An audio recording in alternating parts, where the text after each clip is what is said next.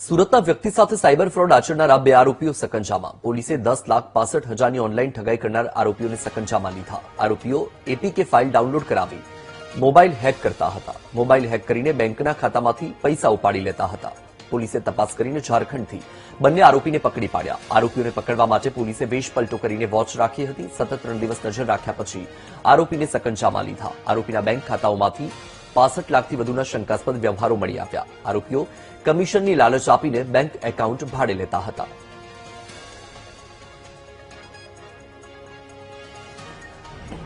ત્યારે operation mule front દરમિયાન આ ગુનાનું ડિટેક્શન કરવામાં આવ્યું હતું, જેમાં રાજેશ્વર સ્વાઈન અને ઝિયાઉર રહેમાન કરીને બે આરોપીઓની ધરપકડ કરવામાં આવેલ હતી.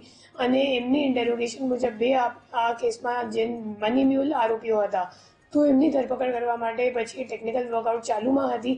અને ટેકનિકલ વર્કઆઉટ કરવાથી ખબર પડી કે જે બંને આરોપીઓ છે એ લોકો છેક 1800 કિલોમીટર દૂર ગિરિડી ઝારખંડમાં એમનું લોકેશન આવતું હતું. પછી આપણી ટીમ ત્યાં ગઈ અને લગભગ 4 દિવસ સુધી એ લોકોએ અલગ અલગ ભૂમિકા લઈ, અલગ અલગ રોલ લઈ અને હ્યુમન એન્ટ દ્વારા બંને આરોપીઓને શોધીને લોકલ પોલીસની મદદથી, બે પોલીસ સ્ટેશનના પોલીસની મદદથી એક ઓપરેશન કરીને બંને આરોપીઓને ધરપકડ કરી છે.